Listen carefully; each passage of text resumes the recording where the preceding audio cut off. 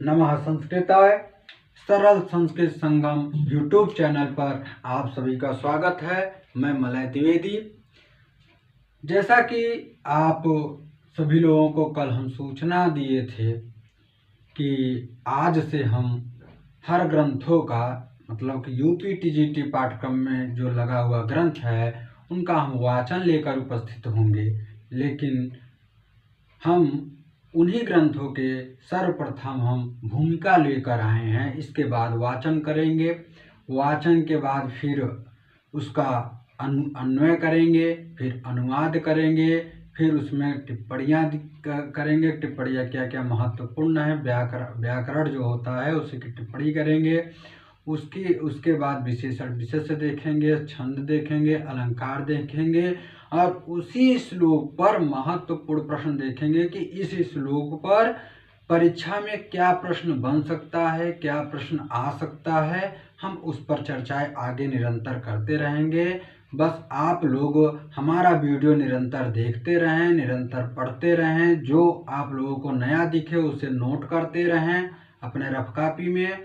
और आप लोगों के जान पहचान में जिसके पास आर्थिक समस्या से कमज़ोर हों और पढ़ना चाहते हों, उनके पास संसाधन उपलब्ध ना हो तो उनके पास हमारा वीडियो ज़रूर भेजें।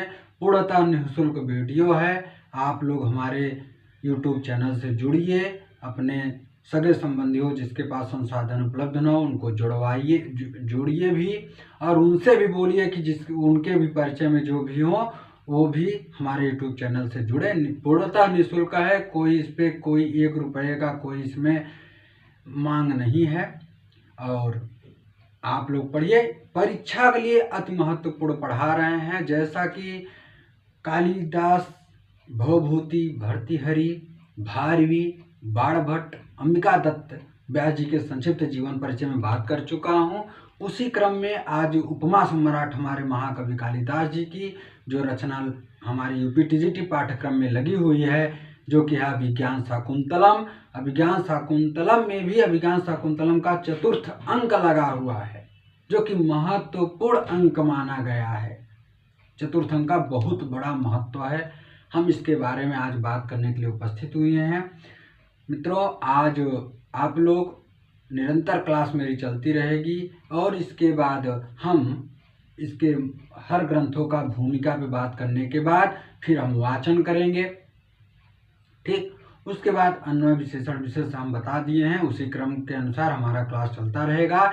और परीक्षा नजदीक आने पर हम महामैराथन हर ग्रंथों से 50-50 प्रश्न लेकर आएंगे, और जो कि आप लोगों को परीक्षा में देखने को मिलेगा ही मिलेगा, जरूर मिलेगा। बस आप लोग निरंतर हमसे जुड़े रहिए, हमारे YouTube चैनल से जुड़े रहिए। जहां असुविधा होगी आप लोग कमेंट बॉक्स में हमें कर दीजिए, अगले वीडियो में मैं सुधार कर दूंगा। ठीक है, धन्यवाद। आइए अब इसी क्रम में हम चलते हैं अभिज्ञान शाकुंतलम की ओर। तो अभिज्ञान शाकुंतलम जो कि इनकी विधान नाटक है, लेखक हमारे उपमा सम्राट महाकवि कालिदास जी हैं। और अभिज्ञान शाकुंतलम में कुल 7 अंक है और प्रधान रस श्रृंगार अथवा संभोग श्रृंगार है। ठीक, 4th अंक में करुण रस है। ठीक, तो आइए हम बात करते हैं अभिज्ञान शाकुंतलम के बारे में। किसमें बात कर जा रहे हैं मित्रों? अभिज्ञान शाकुंतलम। अभिज्ञान शाकुंतलम। अभिज्ञान शाकुंतलम। अभिज्ञान शाकुंतलम जो कि 4th अंक। ठीक, आपका टीजीटी और एलटी में भी लगा हुआ था, अभी परीक्षा हुआ है। ये है आपका 4th अंक।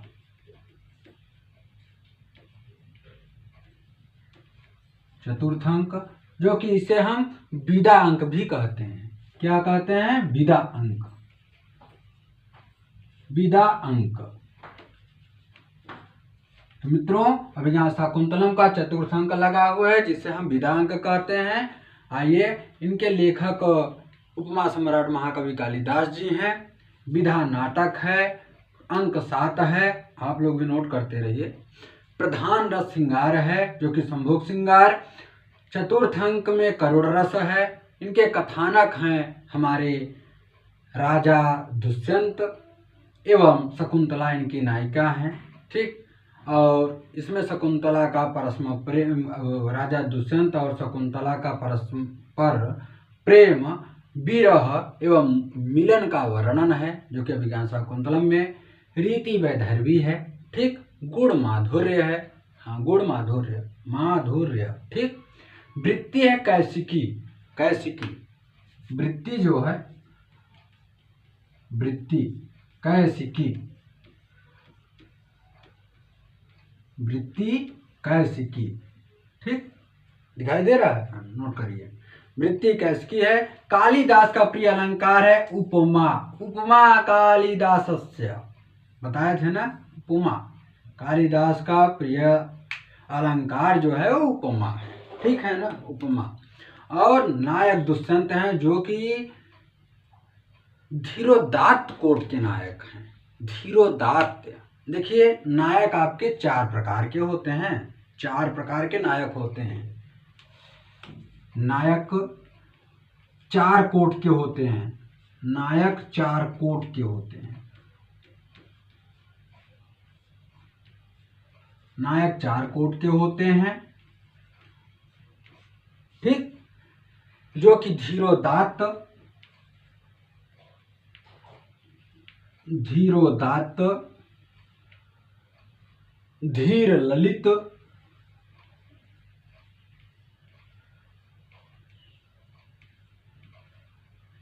लिख ले रहा हूं, फिर नोट कर लीजिएगा। फिर धीरोदत्त, धीरोदत्त, उसके बाद धीर प्रशांत, धीर प्रशांत,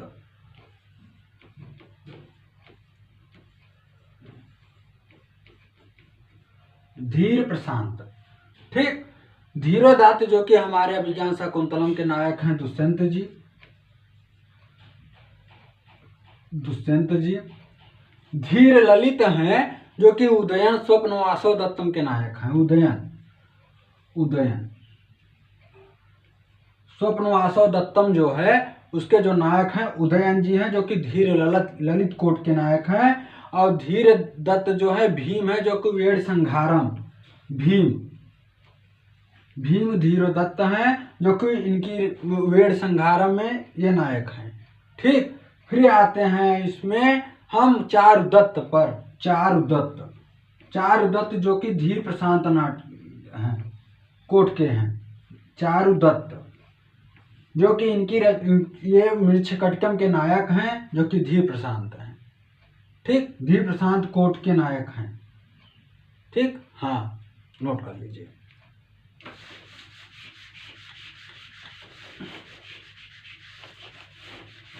धीर प्रशांत कोट के नायक हैं। फिर इसी क्रम में नहीं बात, चलिए डिस्टर्ब ना करिए बार बार। ठीक, प्रमुख पत्र, अब इनके हम बात करते हैं। जैसे कि अब इनके कोट के बारे में बात किए, तो अब हम आते हैं प्रमुख पात्र के बारे में। किसके बारे में? प्रमुख पात्र के बारे में।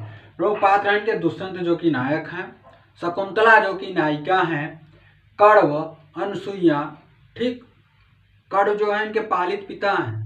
ठीक, अभी कण्व जी के श्लोक चतुष्टय के बारे में बात करेंगे।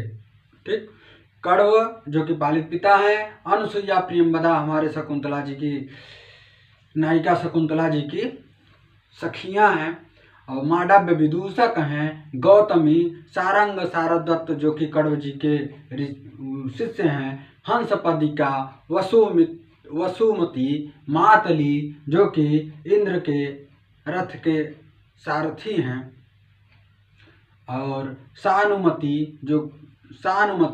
भरत, सर्वदमन जो कि दुष्यंत शकुंतला के पुत्र हैं, मारीच ऋषि, आदिति जो कि दाक्षायणी हैं, और दुर्वासा जिनका चतुर्थंक में प्रवेश होता है, और वही हमारे मतलब कि वही शकुंतला जी को श्राप देते हैं, जिससे। और फिर अगली हैं इनकी मतलब कि प्रमुख पात्र में मेनका जी। ठीक, तब जो इनका उपजीव्य या आधार ग्रंथ है हम उसके बारे में बात करेंगे। ठीक, उपजीव्य, उपजीव्य आधार ग्रंथ के बारे में बात करें तो ये महाभारत के आदि पर्व के शाकुंतलोपाख्यान,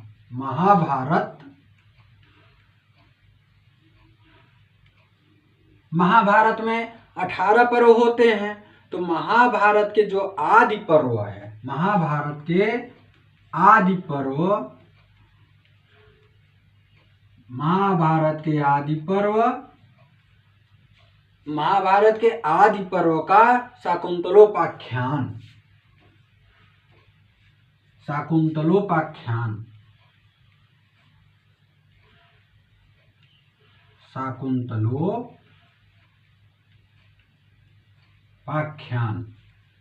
ठीक, शाकुंतलोपाख्यान, ठीक। और उसके बाद जो कि 67 से लेके 74 अध्याय तक, 67 से लेके 74 अध्याय तक, हाँ 67 से लेके 74, 74, ठीक। और फिर दूसरा जो मिलता है, ये पहला था आपके महाभारत के आदि पर्व का शाकुंतलोपाख्यान 67 से 74। दूसरा है पद्म पुराण का स्वर्गखंड, पद्म पुराण का स्वर्गखंड,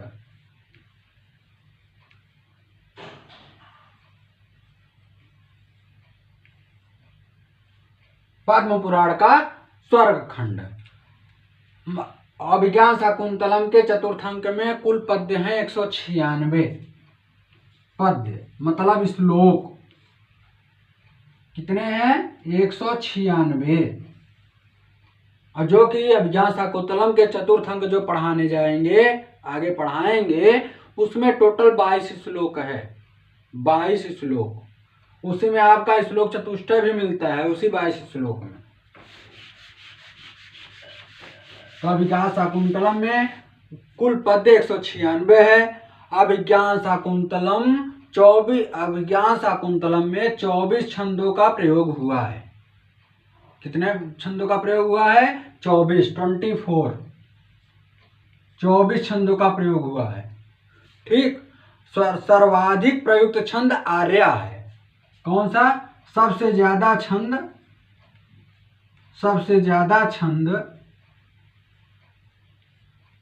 आर्या छंद है।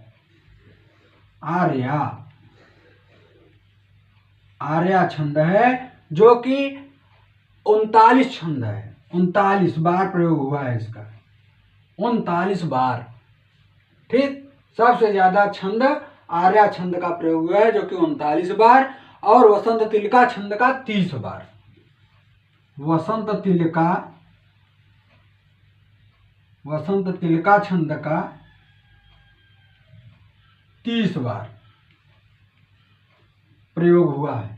पूछ लेता है परीक्षा में कि सर्वाधिक छंद अभिज्ञान शाकुंतलम में कौन सा छंद है? सर्वाधिक छंद कौन सा है? तो 39। सर्वाधिक छंद का प्रयोग कितनी बार हुआ है?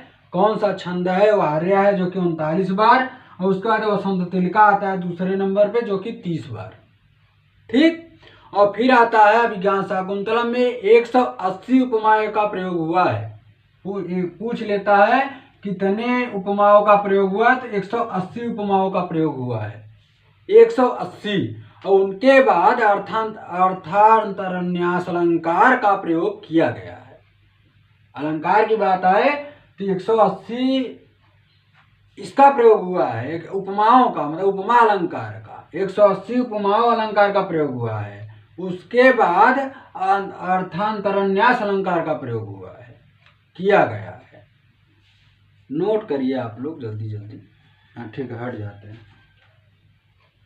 ये 39 है, ये 30 है, ठीक।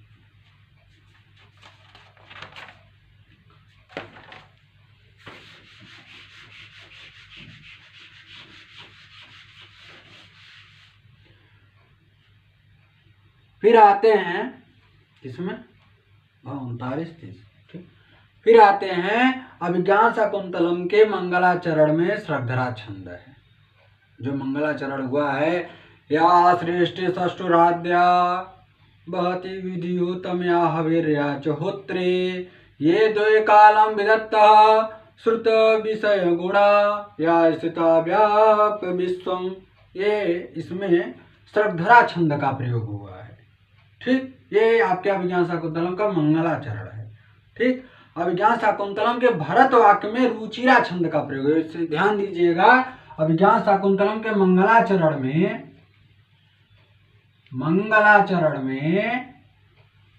श्रद्धरा छंद है, श्रद्धरा छंद है, और उसी भरत वाक्य में रुचिरा छंद है। पूछ लेता है कि भरत वाक्य में कौन सा छंद का प्रयोग हुआ है, कौन सा छंद है, तो आपका रुचिरा छंद है, रुचिरा, हाँ रुचिरा। ठीक, फिर आते हैं जो अभिज्ञान शाकुंतलम का भरत वाक्य है, तो है आपका प्रवर्तताम प्रकृति हिताय पार्थिवः। क्या है? प्रवर्ताम प्रकृति हिताय पार्थिवः। ये आपका भरत वाक्य है जिसमें रुचिरा छंद है। ठीक, या श्री श्री षष्ठुराध्यावादी वहति विधियुतम या वीर्या चौत्री, इसमें श्रद्धरा छंद का प्रयोग जो कि मंगलाचरण है।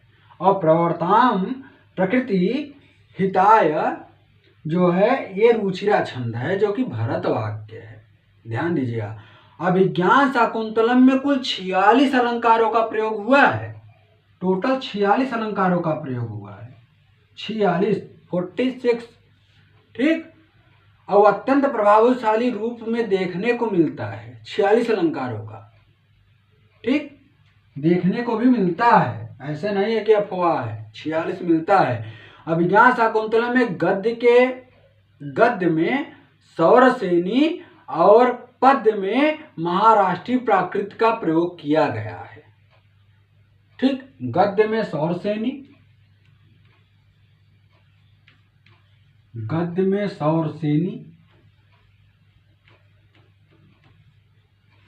और पद्य में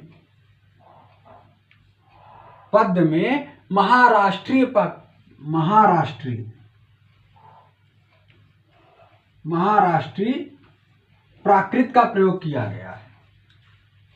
ठीक, नोट कर लीजिए आप लोग, महाराष्ट्रीय प्राकृत का प्रयोग किया गया है। अब अगला आते हैं हम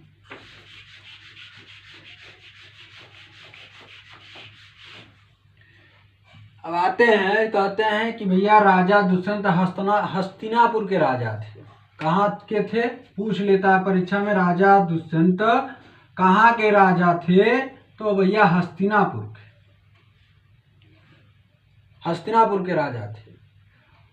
जैसे कि अभिज्ञान शाकुंतलम के प्रथम अंक का नाम आश्रम प्रवेश, टोटल 7 अंक है। अभिज्ञान शाकुंतलम में कितने अंक हैं? 7 अंक हैं। ठीक, पहला अंक है आपका आश्रम प्रवेश। कौन सा है? पहले अंक का नाम है आश्रम प्रवेश। ठीक, दूसरे अंक का नाम है आश्रम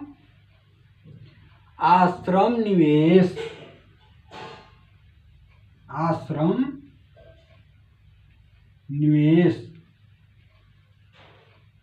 जहां तक है कि आप लोगों को अच्छा स्पष्ट दिखाई दे रहा होगा।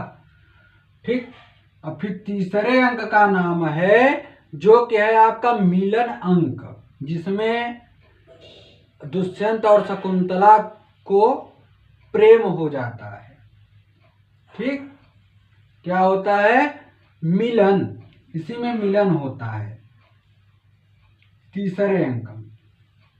ठीक, चौथे अंक की बात करें तो विदा अंक है। क्या होता है? विदा, इसमें शकुंतला जी की विदाई होती है। पांचवें अंक की बात करें, देखिए पहला आश्रम प्रवेश, दूसरा आश्रम निवेश, तीसरा मिलन अंक, चौथा विदा। ये महत्वपूर्ण है, इसको जरूर पढ़िएगा। चौथा, फिर पांचवा आपका है प्रत्याख्यान।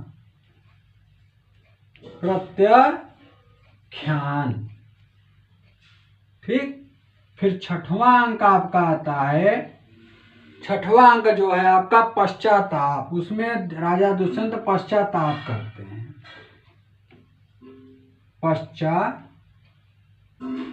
ताप।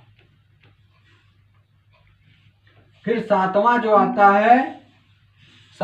आता है पुनर्मिलन का आता है। इसमें मिलन का कारण होते हैं सरदमन के पुत्र जो भरत नाम रहता है, उन्हीं को देखते हैं शिकार करते हुए, तभी इनका पुनर्मिलन होता है।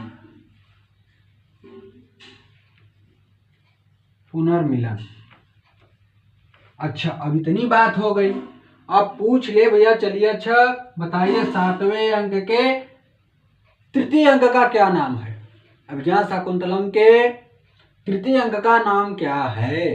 तो भैया मिलन अंक। अच्छा, ये पूछ लिया कि अभिज्ञान शाकुंतलम के तृतीय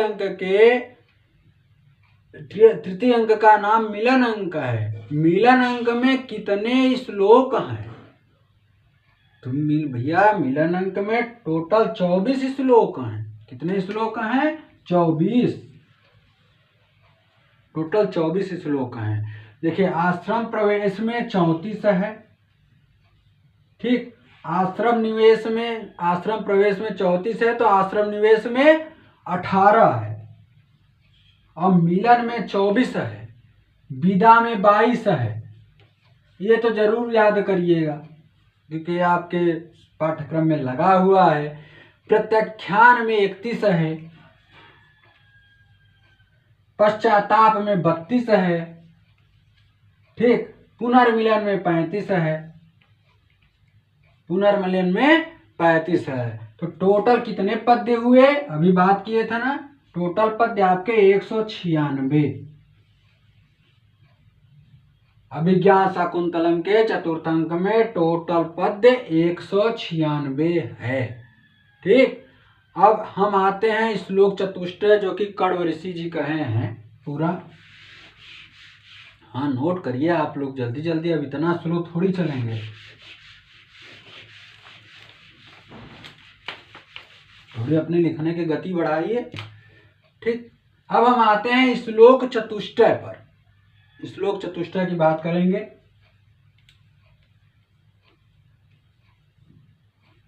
श्लोक चतुष्टय, ठीक, जो कि शाकुंतल के विषय में कहते हैं कि काव्येषु नाटकम रम्यम नाटकेषु शकुंतला तत्रापि च चतुर्थो अंकस्त्र श्लोक चतुष्टयम, ठीक। क्या कहते हैं? काव्येषु नाटकम रम्यम। काव्येषु नाटकम रम्यम, जो कि परीक्षा में आता है। श्लोक चतुष्टय को पूछ लेते हैं कि शकुंतला के विषय में क्या कौन सा श्लोक कहा गया है, तो कहा गया है काव्येषु नाटकम रम्यम नाटकेषु शकुंतला। क्या? काव्येषु नाटकम रम्यम नाटकेषु शकुंतला तत्रापि च चतुर्थो अंकस्त्र श्लोक चतुष्टयम। श्लोक चतुष्टयम जो चारों श्लोक के बारे में कही गई है, मतलब कि इसमें 22 श्लोक हैं। 22 श्लोक में 4 और महत्वपूर्ण श्लोक हैं। उसी 22 में 4 मतलब महत्वपूर्ण नहीं, महत्वपूर्ण से भी महत्वपूर्ण है, जो कि कण्व ऋषि जी कहे हैं। तो चारों श्लोक के बारे में हम बात करते हैं। कहते हैं कि शकुंतला में चतुर्थ अंक सर्वोत्तम है। क्या कहते हैं? अभिज्ञान शाकुंतलम में चतुर्थ अंक सर्वोत्तम है। हाँ, सर्वोत्तम। फिर उसमें भी 4 श्लोक मुख्य है। 4 श्लोक जो मुख्य है उसके बारे में बात करेंगे। ये चारों श्लोक भाव और भाषा के कारण सुप्रसिद्ध है। ये चारों श्लोक भाव और भाषा के कारण प्रसिद्ध है। यह श्लोक कण्व जी के द्वारा कहे गए हैं। कितने बार बताएं? श्लोक चतुष्टय की बात आए, जब चारों श्लोक की बात आए, कौन से ऋषि कहे? भैया कण्व ऋषि जी कहे हैं। कण्व का ही है, कण्व द्वारा ही कहा गया है। तो पहला श्लोक जो आता है चतुर्थ अंक का 6वां श्लोक है, जो कि कहते हैं, जिससे नाम से जाना जाता है, या सद्य शकुंतलेति हृदयं संस्पृष्टम उत्कंठया कंठ स्तंभित बाष्प वृत्ति कलुषश्चिंता जडम दर्शनम वैकल्प्यम मम तावदी दृश्यमिदम। क्या कहते हैं? वैकल्प्यम मम तावदी दृश्यमिदम स्नेहादरण्योकसः स्नेहादरण्योकसः पीड्यन्ते क्रीडया कथं नु तनया विश्लेषणु दुःखैर्नवैः। ये आपके चतुर्थ अंक के छठवां श्लोक है, जो कि श्लोक चतुष्टय में कड़वजी पहला कहते हैं। कड़वजी के द्वारा पहला है श्लोक चतुष्टय, और अगर अंक से देखेंगे तो चतुर्थ अंक का छठवां श्लोक है। और फिर कहते हैं जो कि चतुर्थ अंक का ही 18वां श्लोक है, शुश्रूषस्व गुरुन् कुरु प्रिय सखी वृत्ति सपत्नी जने। ठीक, ये परीक्षा में चारों श्लोक, ऐसा कोई परीक्षा नहीं है यूपी टीजीटी पीजीटी या एलटी कि ये प्रश्न न आता हो। चारों श्लोक में से एक प्रश्न जरूर आना तय है। ठीक, तो हम महत्वपूर्ण प्रश्न ही लेकर आप लोगों के पास आ रहे हैं, जो कि आप लोगों के परीक्षा में बहुत काम आने वाली है, बहुत काम आएगी भी। ठीक, तो दूसरा क्या हुआ, शुश्रूषस्व गुरुन् कुरु प्रिय सखी वृत्ति सपत्नी जने। ये आपके चतुर्थ अंक का 18वां श्लोक है, और कण्व जी के द्वारा जो कहा गया वो दूसरा श्लोक है, मतलब ये दूसरा पे आता है। फिर तीसरा कण्व जी कहते हैं अभिजनवतो भर्तुः श्लाघ्ये स्थिता गृहिणी पदे। ये आपका चतुर्थ अंक का 19वां श्लोक है, और उसी क्रम में चतुर्थ अंक के 20वां श्लोक है भूत्वा चिराय चरुरंत महीष पत्नी। ठीक, ये चारों श्लोक आप लोग अपने पुस्तक से टिक कर लीजिए, महत्वपूर्ण वेरी इंपॉर्टेंट लगा दीजिए, इसको बार बार रिवाइज करिए, ये परीक्षा में एक प्रश्न जरूर आता है। फिर आते कहते हैं अभिज्ञान शाकुंतलम के परीक्षा पूछता है, अभिज्ञान शाकुंतलम के कौन से अंक में दुर्वासा ऋषि का प्रवेश होता है। दुर्वासा ऋषि जो कि बहुत क्रोधी ऋषि थे, वही श्राप दिए थे शकुंतला जी को। तो अभिज्ञान शाकुंतलम में दुर्वासा ऋषि का आगमन चतुर्थ अंक में होता है। हाँ, चतुर्थ अंक, वेरी गुड, चतुर्थ अंक में होता है। फिर कहते हैं आगे हम बात करते हैं कि शकुंतला जो है, जो कि इसकी नायिका हैं, शकुंतला सखियों के आग्रह से, उनकी सखियां कौन कौन सी हैं? उनकी सखियां दो हैं, अनुसुईया और प्रियंवदा।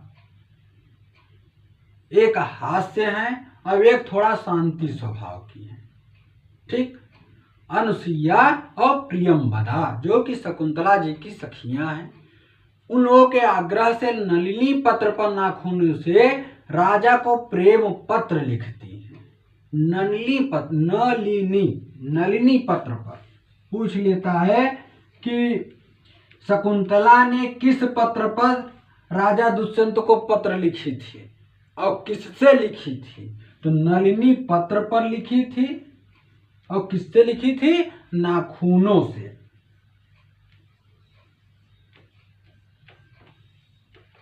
न कि लेखनी से और न कि वर्ण लेखनी से, न कि पेन से और न किसी स्केच से, न कोई मार्कर से। ठीक, तो नलिनी पत्र पर नाखूनों से प्रेम पत्र लिखती है तीसरे अंक के 13वें श्लोक पर।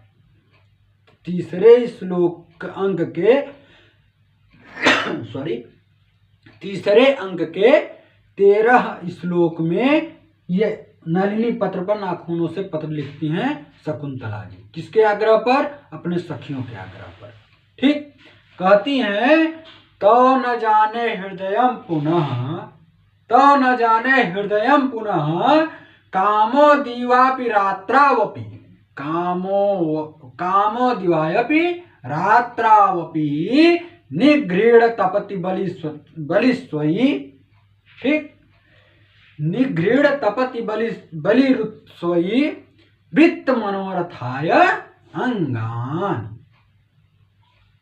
ठीक, ये इंपॉर्टेंट हो सकता है, इसके लिए आप लोग पढ़ लीजिए। ठीक, नहीं समझ में आएगा तो वीडियो पीछे करके पढ़ लीजिएगा। फिर कहते हैं ऋषि, अच्छा, इनके पिता को कैसे पता चला कि ये दोनों लोग विवाह कर चुके हैं? तो न शकुंतला की सखियां बताई, न कोई उनको सूचना दिया। उनको कहाँ से पता चलता है? आकाशवाणी से। कहाँ से पता चलता है मित्रों? आकाशवाणी से। हाँ, आकाशवाणी से पता चलता है। कहते हैं ऋषि कर्ण को आकाशवाणी द्वारा मालूम होता है कि शकुंतला का दुष्यंत के साथ गांधर्व विवाह मतलब प्रेम विवाह हो गया है और शकुंतला गर्भिणी है। क्या है? और शकुंतला गर्भिणी मतलब आपन्न सत्वा है। आपन्न सत्वा का अर्थ होता है गर्भिणी। ठीक, कहते हैं कि ऋषि कणों को आकाशवाणी द्वारा मालूम होता है कि शकुंतला का दुष्यंत के साथ गंधर्व विवाह यानी प्रेम विवाह हो गया है और शकुंतला गर्भिणी है। ठीक, फिर कहते हैं, फिर इसी पे श्लोक है जो कि चौथे अंक के चौथे श्लोक में कहे है मिलता है। कहते हैं कि दुष्यन्तेन हितं तेजी दधानां भूतये भुवः अवेहि तनयां ब्राह्मण अग्निगर्भां समीमिव। क्या कहते हैं? दुष्यन्तेन हितं तेजो दधानां भूतये भुवः अवेहि तनयां ब्राह्मण अग्निगर्भां समीमिव। समझ में आ गया? अब इसी पे आते हैं। अब अगला थोड़ा कहते हैं कि ये जो मार्मिक प्रसंग है, जो अभिज्ञान शाकुंतलम के 7 अंक का मार्मिक प्रसंग के बारे में बात करेंगे। आप लोग जल्दी जल्दी लिखिए, इतना स्लो नहीं लिखा जाता है।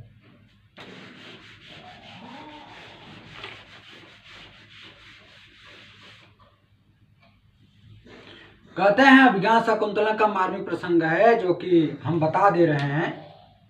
हाँ, कहते हैं प्रथम अंक में कहते हैं कि भ्रमर वृतांत, जैसे जो इसका मैं सार बता रहा हूँ। प्रथम अंक, द्वितीय अंक, तृतीय अंक, चतुर्थ अंक, पंचम अंक, षष्ठ अंक, सप्तम अंक का मैं सार बता रहा हूँ कि किस अंक में क्या कहा गया है, किसका वर्णन मिलता है।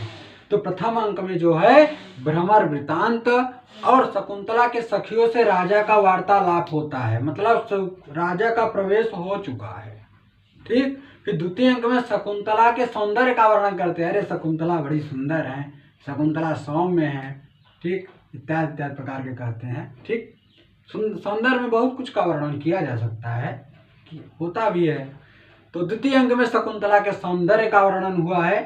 तृतीय अंक में दुष्यंत और शकुंतला के विरह दुख का वर्णन है कि विवाह करके चले गए हैं, आ नहीं रहे हैं, हमारा हालचाल नहीं ले रहे हैं। फिर चतुर्थ अंक में शकुंतला के विदाई का वर्णन है।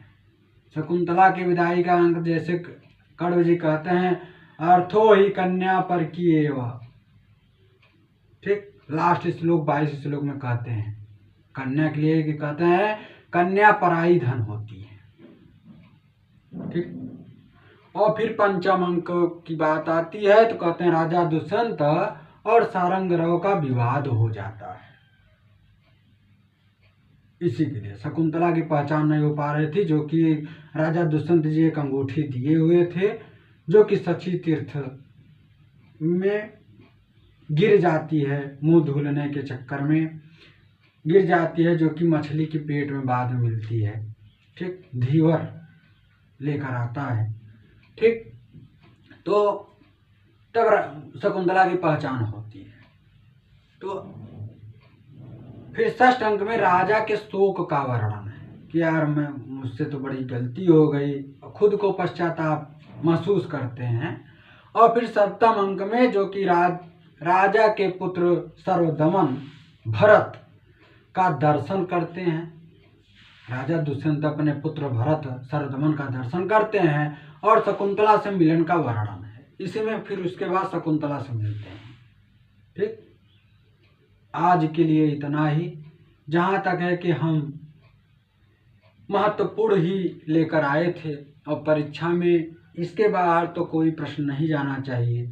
और इसी क्रम में हम चलते रहेंगे। आप लोगों से पुनः निवेदन है कि जिस आप लोग तो देख ही रहे हैं, जिनके पास, जिन भाई बहनों के पास पढ़ने का संसाधन न हो, उनको आर्थिक समस्या से पढ़ाई से वंचित हो रहे हो, तो आप लोग मेरा वीडियो ज़रूर भेजिए, मेरा चैनल उन्हें ज़रूर बताइए और उनसे कहिए कि ये चैनल जो कि मलय सर का है पूर्णतः निःशुल्क है और शुरू से यूपी-टीजीटी के लिए पढ़ा रहे हैं, पीजीटी के लिए पढ़ा रहे हैं, जीआईसी के लिए पढ़ा रहे हैं।